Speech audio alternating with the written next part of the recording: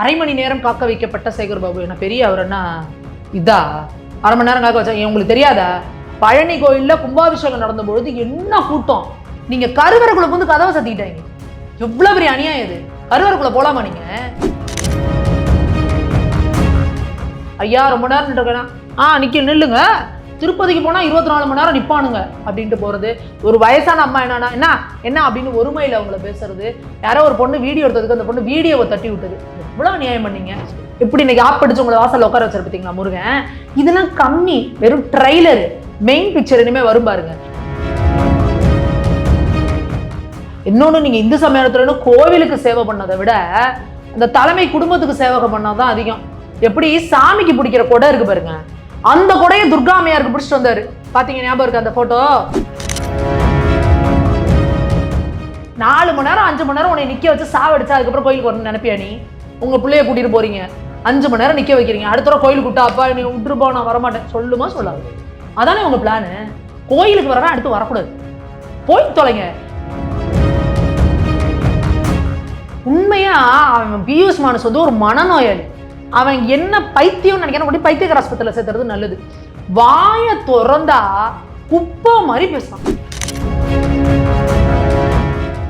ஒரு news social மீடியால வருதுன்னா அது உண்மையா பொய்யா அதை கூடவா நீ பார்க்க மாட்டா? அமித்ஷா அவர்களை ஒரு மேல திட்டுறான், மோடி அவர்களை ஒரு மேல திட்டுறான். ஏண்டா பொறுக்கி!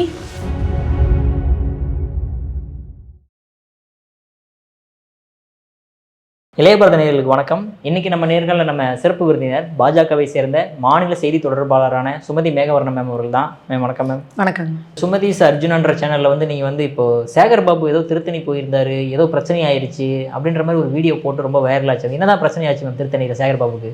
அதாவது திருத்தணி கோவிலில் அன்னைக்கு அந்த ஆடி கிருத்திகையில் எப்போவுமே முருகன் கோயில்கள் எல்லாமே பயங்கர கூட்டமாக இருக்கும். அப்போ அந்த கூட்டத்தில் அவங்க என்ன சொல்கிறாங்கன்னா, ஒரு குறிப்பிட்ட இடத்துக்கு மேலே திருத்தணியில் வந்து எங்கேயுமே கார் அலோவ் பண்ணல. இவர் தான் போனால் ஒரு காரோட போக மாட்டாரு, முன்னாடி 2 காரு பின்னாடி 2 காருன்னு அப்படியே போய் தௌலத்தான் நின்றுருக்குறாங்க. அங்கே இருந்த காவல்துறை அதிகாரி என்ன பண்ணிட்டாரு, அவருக்கு தெரிஞ்சிருக்கும் கண்டிப்பாக சேகர் பாபு, தெரியாமல் இருக்க வாய்ப்பு இல்லை. தடுத்து நிறுத்தி சார் போகக்கூடாது அப்படின்னா, நான் யார் தெரியலையா உனக்கு, நான் தெரியலையான்னு இருக்காரு. அவர் திருப்பி நீ யாராக இருந்தால் என்னங்க, உள்ள கார் அலோடு இல்லைங்க அவ்வளோதான்ட்டாங்க. உடனே அவர் அங்கேருந்து அவருக்கு ஃபோன் பண்ணி இருந்தால் இவங்கள்ட்ட பேசுன்னு ஃபோனை பண்ணி கொடுக்குறாரு. கிட்டத்தட்ட ஒரு அரை மணி நேரம் நிற்க வைக்கப்பட்டுட்டாரு. அதுக்கப்புறம் யார் இன்ஃப்ளூயன்ஸ் பண்ணுமோ எல்லாம் பண்ணி போயிட்டாருன்னு வச்சுக்கோங்க. போயிட்டு சாமி கும்பிட்டுட்டு வந்துட்டாரு. அப்போ அதை பார்த்து எல்லாரும் அரை மணி நேரம் காக்க வைக்கப்பட்ட சேகர் பாபு என்ன பெரிய அவர் என்ன இதா அரை மணி நேரம் காக்க வச்சா உங்களுக்கு தெரியாதா? கோவிலில் இந்த நேரத்தில் இவ்வளோ கூட்டமாக இருக்கும். இதுக்கு முன்னாடி நீங்கள் இந்து சமய அறநிலையத்துறை அமைச்சராக இருந்ததுனால பழனி கோயிலில் கும்பாபிஷேகம் நடந்த பொழுது என்ன கூட்டம்! நீங்கள் கருவறைக்குள்ள வந்து கதவை சத்திக்கிட்டாங்க. எவ்வளோ பெரிய அநியாயம் இது! கருவறைக்குள்ள போலாமா நீங்க? இல்லை நீங்கள் நினச்சிக்கலாம் நாங்கள் இந்து மக்கள்லாம் ஏமாளிகள், இவங்க எல்லாம் பேச மாட்டாங்க அப்படின்ட்டு. எங்கள் கடவுளுக்கு வந்து சக்தி இருக்குல்ல, அவங்க பார்த்துட்டு தானே இருக்கிறாங்க. எப்படி இன்னைக்கு ஆப் படிச்சு உங்களை வாசல்ல உட்கார வச்சிருப்பீங்களா முருகன்? இதெல்லாம் கம்மி, வெறும் ட்ரைலர். மெயின் பிக்சர் இனிமே வரும் பாருங்க.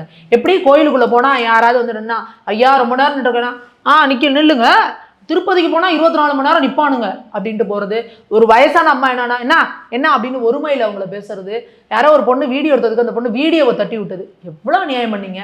கோயிலுக்கு வர பக்தர்களுக்கு குடிக்க தண்ணி கிடையாது, குழந்தை வச்சிருந்தா அந்த குழந்தைக்கு ஒரு பால் கொடுக்கறதுக்கு ஒரு இடம் கிடையாது, 6 மணி நேரத்துக்கு மேலே கியூவில் நிற்க வைக்கிற இடத்துலலாம் ஃபேன் கிடையாது.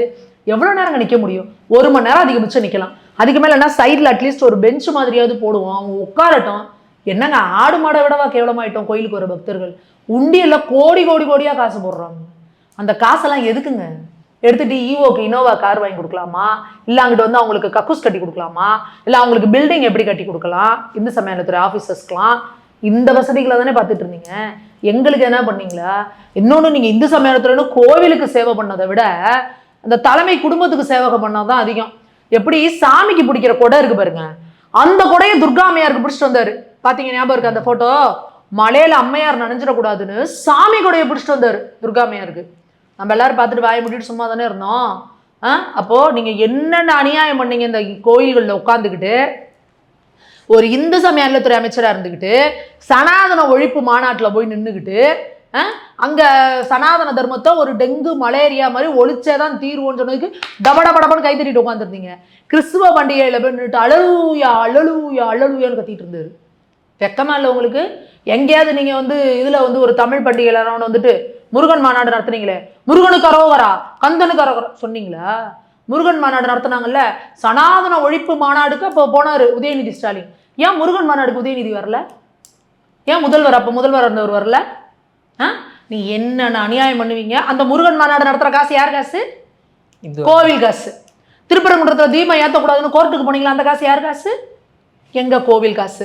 எங்க மக்கள் மேலெல்லாம் 144 போட்டுட்டு எவன் மேலெல்லாம் வழக்கு போட்டுட்டு எல்லாம் போறீங்கல்ல, அதெல்லாம் யார் காசு?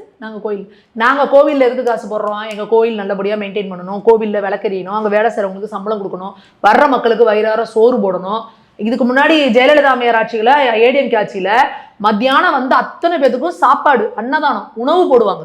இலை போட்டு சாம்பார், ஒரு காய், ஊறுகாய் வச்சு சாப்பாடு போட்டாங்க. இவங்க வந்து என்ன தெரியுமா பண்ணாங்க? அந்த அன்னதானத்தை நிறுத்திட்டாங்க. கோவில்களில் அன்னதானத்தை நிறுத்திச்சு திமுக அரசு. நிறுத்திட்டு என்ன தெரியுமா சொன்னாங்க? ஒரு நேரம் புளிசோறு, ஒரு நேரம் தயிர் சோறு, ஒரு நேரம் ஆஹா பாருங்கள், முன்னாடி மத்தியானம் மட்டும் கொடுத்துட்டு இருந்தாங்க, இப்ப விதவிதமா கொடுக்குறாங்க. எங்கேயா விதவிதமா கொடுத்தீங்க? என்ன பண்ணீங்க?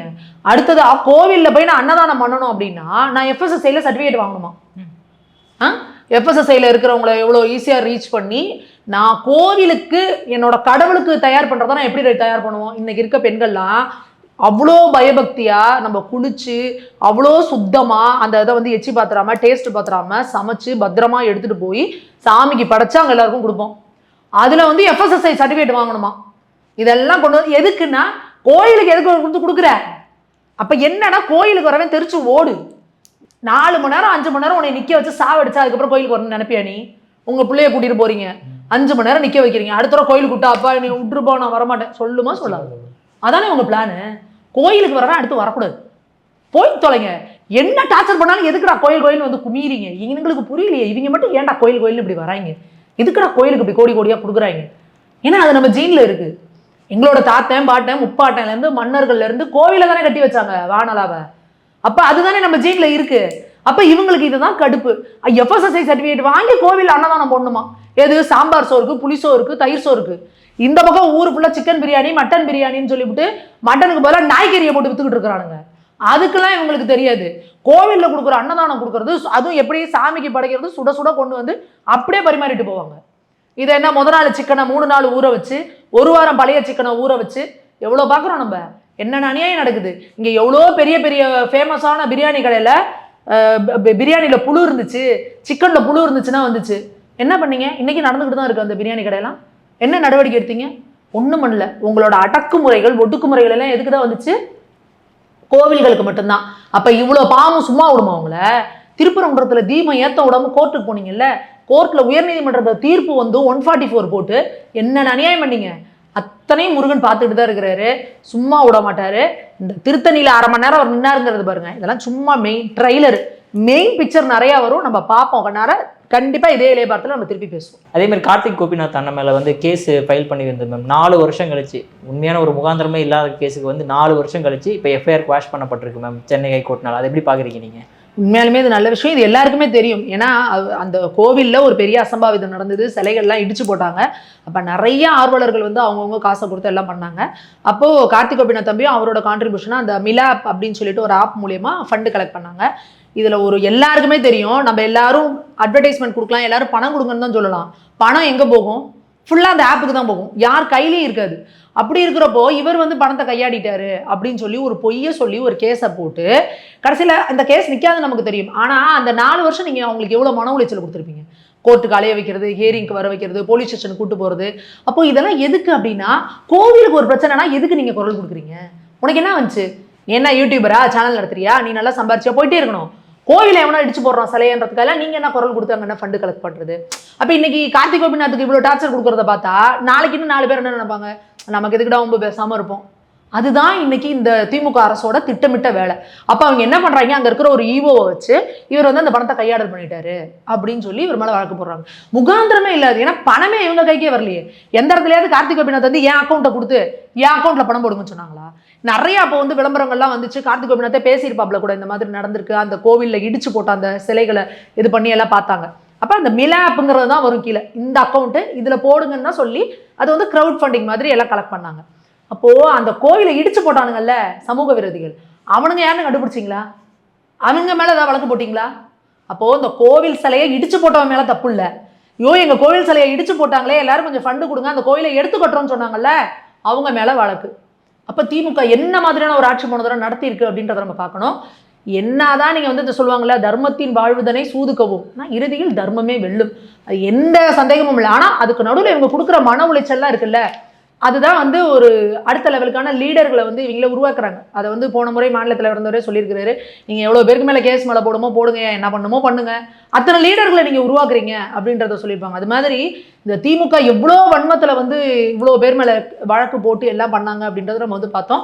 அது இது வந்து ஒரு சம்பந்தமே இல்லாம ஒரு கிரவுட் ஃபண்டிங், அது வேற அக்கௌண்ட்ல போறது, இன்னமும் அந்த அக்கௌண்ட்ல பணம் அப்படியே தான் பத்திரமா இருக்கும் பொழுது எப்படி ஒரு பொய்யான ஒரு வழக்கை புனைகிறாங்க அப்படின்றது தான் நம்ம வந்து மக்கள் தெரிஞ்சுக்கணும். அப்ப இது என்னன்னா, இந்து மக்களுக்காக, இந்து கோவில்களுக்காக குரல் கொடுக்குறவங்களுக்கு கொடுக்கப்படுற எச்சரிக்கை, டார்ச்சர். ஆனா இதுக்கெல்லாம் இங்க யாரும் பயப்பட போறது இல்லை அப்படிங்கிறத தெளிவா கார்த்திக் தம்பி வந்து ப்ரூவ் பண்ணியிருக்காரு. அவருக்கு மனமார்ந்த வாழ்த்துக்கள். Okay ma'am. அதே மாதிரி இப்போ பாஜகவினர் வந்து பியூஷ் மனுஷ் மேல, மோடி அவர்களையும் அமித்ஷா அவர்கள் மேலேயும் தப்பா பேசிட்டாருன்றதுக்காக கேஸ் ஃபைல் பண்ணப்படுறது. எதுக்காக மேம் இப்படி பண்றீங்க?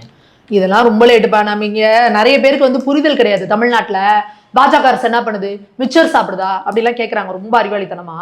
ஏங்க இங்கே சட்டம் ஒழுங்கு வந்து தமிழ்நாடு அரசு கையில் இருக்குது. எத்தனை இடங்களில் நாங்கள் போய் கோர்ட்டில் கேஸ் கொடுக்குறோம், இப்போ எஃப்ஐஆர் ஃபைல் பண்ணுறோம், கமிஷனர் ஆஃபீஸ் வரைக்கும் போகிறோம், அந்த வழக்கை எடுத்துக்கிறதே கிடையாதுங்க.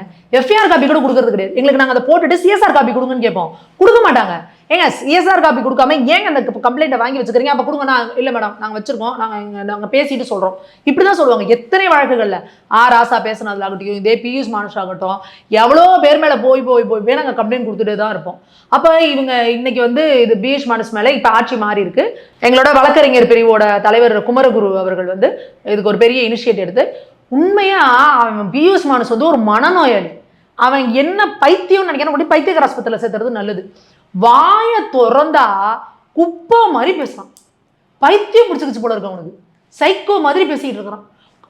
ஒரு இதுல என்னது, ஒரு லத்தியில ஆணி அடிச்சாங்க. ஏன்னா அது பொய்ய ஃபேக் நியூஸ்னு வந்து ஃபேக்ட் செக்கிங்ல எல்லா இடத்துலையும் சொல்லிட்டாங்க.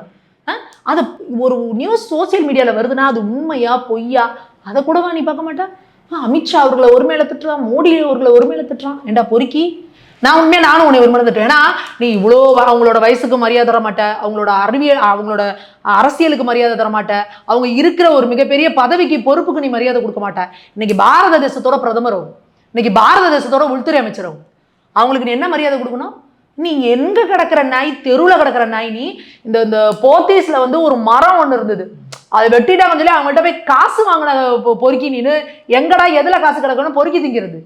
இது என்னமோ பெரிய ஒரு சோசியல் ஆக்டிவிஸ்டா, வெறும் சமூக ஆர்வலர்னு சொல்லிட்டு உட்காந்து மோடி அவர்களை கேவலமா பேசுறதும், அமித்ஷா அவர்களை கேவலமா பேசுறதும், இங்க தமிழக முதல்வரை கேவலமா பேசுறதும்.